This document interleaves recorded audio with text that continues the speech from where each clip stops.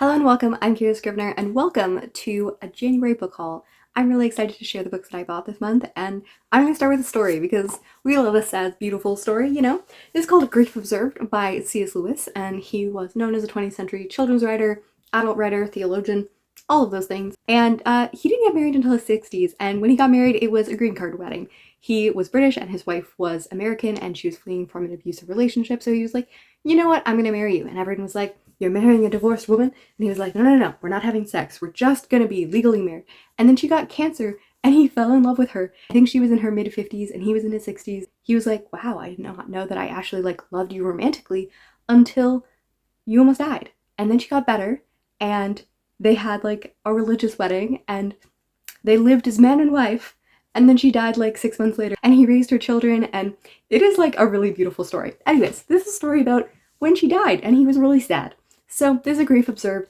I've been dealing with a lot of grief lately in family and other situations in my life, so I'm really excited to read this. He also has a book, Surprised by Joy, and her name was Joy, so I think that I should read both of those together and have the sadness and the joy. The Office of Historical Events is a book I was overjoyed to see because I have read this and really loved this. This is a collection of short stories mostly focused on Black women. It is a really interesting book. We have this story of this man who is apologizing to everyone in the most inconsiderate ways. You know, he's making about himself, but he's really a man who has redeemed himself and become it. And it's it literally begins with the fact that no one has seen this painter for months, and then he just someone has a billboard apology next to their house. It's absurd and really looks at the ways in which celebrity life and men coming out of toxicity. The last story is a little novella, and it is about these two co-workers who are Black and they're in DC and they have plaques, and part of their job is to make sure that people who write historical plaques are correct. And the one girl is very consistent at doing that to change racist things or misunderstanding things where Black people are left out and creating them. And her co-worker is not necessarily completely on the side for this, and it's really about how Blackness and being the model Black person is really weaponized against other people. And I found it such an interesting story. The next two books I'm going to talk about are both examples of me being I've heard of this author, I don't know much about them. And these are these two. I'm going to talk about the Underpainter first. So I've talked a little bit about Jane Urquhart lately. I have her in my Victorian vlog where I discovered and did history about her and talked about her because her daughter teaches at the university in my town. And I was like, that's crazy. Anyways, this is a classic novel and it is called Underpainter. I'm just going to read from the back. The Underpainter is a novel of interwoven lives in a world of art collides with the realm of human emotion.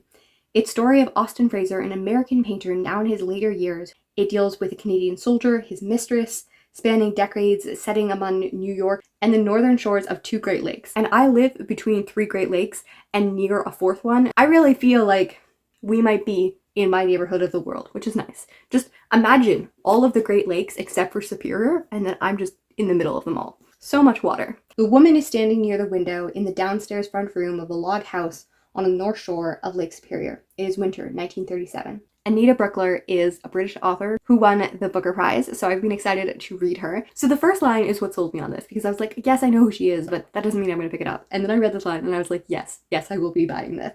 And it says, my mother read a lot, sighed a lot, and went to bed early. I don't need to know anything other than that her mother read, sighed, and went to bed early. That's all we need.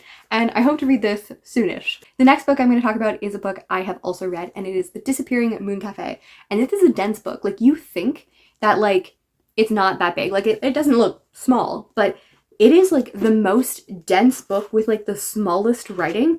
And I picked it up. You feel you kill a man with this versus a book that is these are kind of the same size, but this one is 5 pounds lighter. I'm not kidding. This is so dense.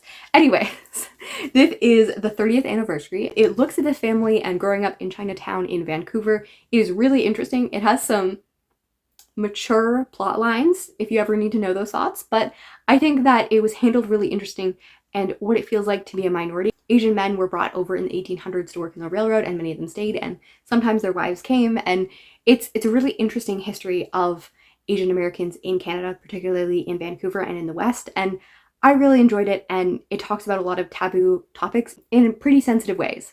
I think. I read this book 3 years ago on a trip, which meant that I was enjoying everything around me, and I remember having a lot of the feelings, but I feel because it was a trip, I have lost some of those memories. But I would like to reread it and create a review and conversation about this book because it is, I never heard about it and I think that more people should hear about this book. The next book I'm going to talk about is Severance by Ling Ma. This is a darling of booktube. I don't actually know that much about it. I think it deals with severance. Who would have guessed?